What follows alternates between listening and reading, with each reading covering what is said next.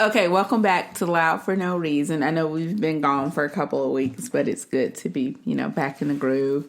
And this might be something new for you. This is Tarina. I'm leading the, great little podcast today. And I am here with my amazing husband, Jimmy Curtis. Jimmy, want to say hi to the audience? Hello, world. So, we're sorry to our 5, committed listeners, plus Gina, who has heard every single one of our podcasts from beginning to the end. So hi, Gina. But we're back, and we're going to try to keep this going. You'd think that when you're quarantined, you have nothing to do, that you'll be doing this more often. But it's just been a motivated week for us, or at least for me. So I'm going to try to do better. Now that I know how to do this from beginning to the end, hopefully we'll have another one out in a couple of days with me and the girls. All right. So we've decided we got a couple of topics. Our first one is our quarantine chronicles. Is there anything you'd like to share during this last, week and a half, 2 weeks that we haven't been on the air to our listeners? What's been going on? Well, I haven't really been quarantined. So I've teleworked half the week. So I'm in and out still pretty much. But I'm considered mission essential. So Good for you. Yep. Mm-hmm. So our district has rolled out phases. And so we implement those phases every week. They give us the assignments and things for our students. And so I've been assigning those and having weekly Zoom meetings. And those have been fun. I've had a handful of students check in with me every week for those meetings. And we've just touched base with one another. And we don't necessarily talk about academic work because I give them feedback on their assignments that they do online. And the Zoom face-to-face is that moment of engagement that I get to have with them, and they get to tell me what's been going on with their lives that they would tell me usually in class. So that's been fun.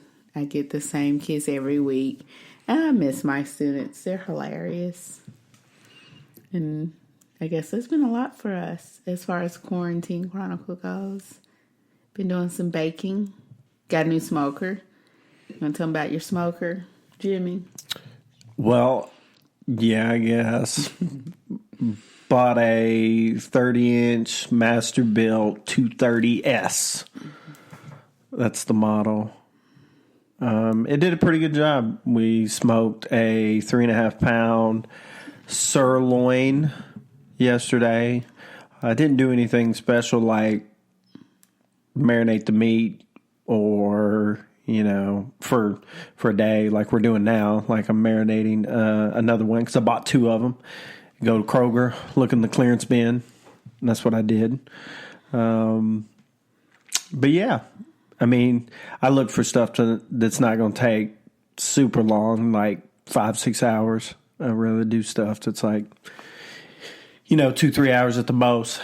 That way you're not constantly having to sit there and watch the temperature like I did yesterday for, 4 or 5 hours. But, the more I use it, the more I'll get little tricks, and I need to seal it better, but it did a good job. We'll post the pictures on our Loud for No Reason Instagram. And Facebook. And I guess Facebook. That way everybody can see it. But the meat turned out excellent. So when you say seal, what does that mean? So the door, I mean, when you're talking like steel work and a smoker, well, you shut the door, there's about a 1/4-inch gap on one side. So all the smoke's coming out the front door versus going out the back of it where there's vents and you can control how much smoke comes out. So what I'm going to do is take either some like high temp RTV, or you can buy seals on Amazon for like, I don't know, $10-15 at most. I mean, depending on how much you need. I don't need much. So what I'll do is I'll just seal the door, adjust the latches, and it should not allow a whole bunch of smoke to escape out the front. So it'll help get that nice, smoky, savory ring I mean, you could taste the mesquite in it yesterday. I mean, Yeah, it was I could. delicious. So, No complaints. yeah. So, I mean, it turned out good. Okay. So I'm not a huge, like, pork fan, but I'll do ribs and stuff. You know, I want to do whole chickens. I like whole chickens. I like to do some salmon. Maybe even some, I don't know, cheese. If you can do cheese, you can do smoked cheese. Yeah. Like Gouda. Gouda's delicious. I don't know. I know you can, but Smoked Gouda is ideal. I know you can. I just don't Can know we make a what pizza cheeses you in can. No. Oh, that's disappointing. It's not a oven. Like, because you have to be able to get it hot enough to do something like that. And it's not big enough for pizza anyways. Flatbread? I'm just curious. You can put flatbread pizza. I don't know. I mean, usually when you're cooking pizza, you want it to be done in 15, 20 minutes. Ideally versus, hours. So I'm cooking stuff on like 225 to 275. Like, Yeah, nothing. no, that's not hot enough for pizza. So no, you can't smoke pizza. That's not a thing. Brick oven pizzas. Now you can.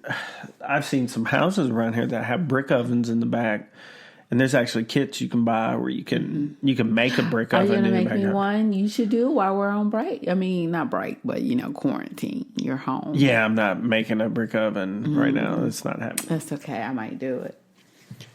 Okay, so I've been baking last night. I made sugar cookies for the first time in forever, and they turned out really well.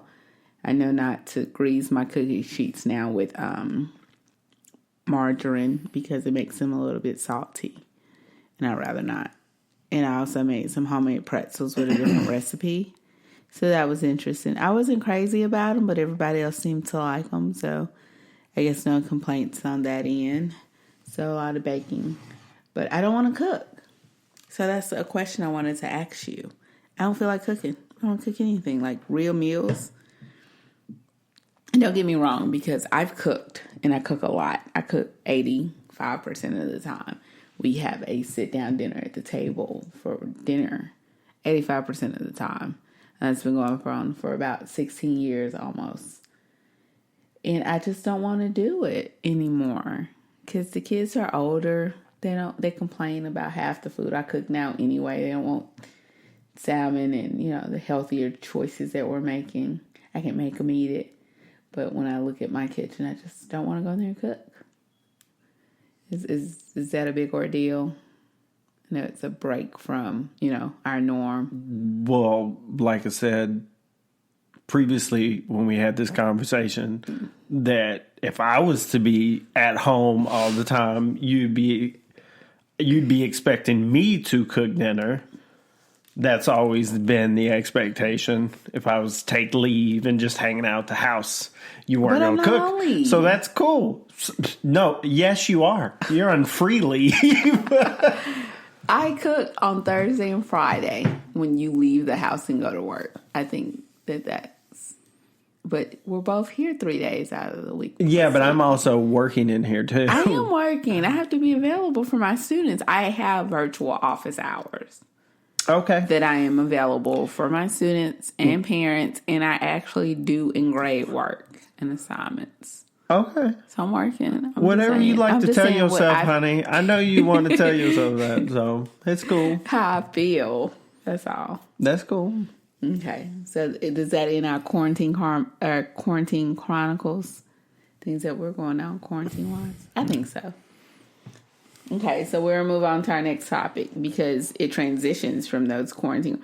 I get in my feels about things, and sometimes I just want stuff. And when I want stuff, I really, really want it. And I wanted a puppy.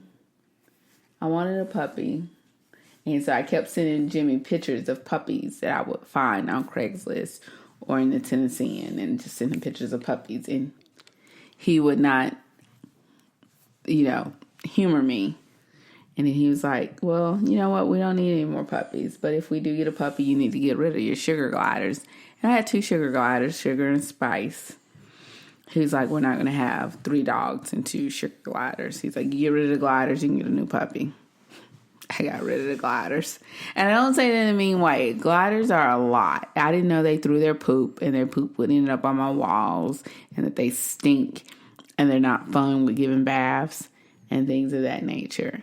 So I found a person who needed female gliders because they were reputable breeders. They had a store, really great reviews, and I contacted her, and it was really great, and she purchased the gliders from me, and I took that money and I bought me a puppy.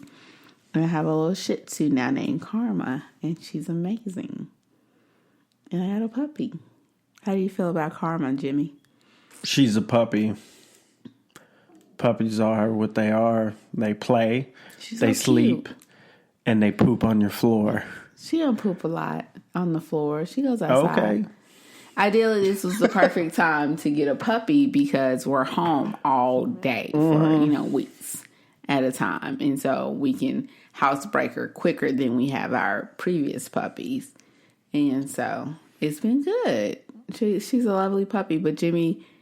We like to tell ourselves those things, don't we, honey? Does not have anything to do with the puppy. It's going to be easier. Her poop is small in comparison to Harley's and Pepper's. I'm hands off, so we're good. No, you say you're hands off, but you're always playing with her and not always and picking her up. You love her. She mean. Her. She's not mean. Why you keep saying she mean? She an ankle biter for real. Like this is a legit puppy. Ankle biter she is dog. A puppy. She will make you dance like somebody shooting at your feet. Like she will bite your ankles, but and you will dance. A puppy. It still hurts. Puppy. She had puppy teeth and puppy breath, and she is so cute. We have pictures up of her on Loud for No Reason, so make sure you take time to go and check her out. She's super cute, and her name is Karma. She's fat. She's not fat. We tried to stick with the superhero comic book theme that we have going currently. Because Harley Quinn is DC, and then Pepper Potts is Marvel. Who is Karma? Karma's an X-Man. You gotta look it up. I don't know. I'm not saying it's but not. Just, she's an X-Man, and so we like the name, and we're like, okay. And so we got Karma. Okay. Yay, she's sweet. I like her a lot. You struggling? I'm not struggling. Now I'm trying to figure out how to transition from talking about a dog to going into a pool. They don't go together, so finding that connection to transition into the next topic. Well. They're two different subjects. So. Completely different. Okay, so about a month or so ago, Jimmy went to Biloxi for training. While we were there, the girls got to swim in this pool that they had at the condominium. Condo. At the condo. It's a condominium. And we went down there to watch them, and he was like, you know what, we might as well just go ahead and get a pool. This pool isn't huge, and it's not that deep, and the girls really love it. They went swimming about every day that we were there. And so now we're looking at getting a pool. And so that's what we're talking about now. And there's so many different types of pools out there. And that's the big conversation. Do we go concrete? Do we go vinyl? Or do we go fiberglass? And fiberglass is the most expensive. And then concrete. And then vinyl is the cheapest. And then do we go like a small business owner versus like the big box stores when you think about Pool and Spa Depot and Family Leisure? So, Jimmy, you have any opinion about that because you work with someone who's currently getting a pool? I don't mind going with a big place like that. Obviously, they're putting out pools left and right, like a depot type store.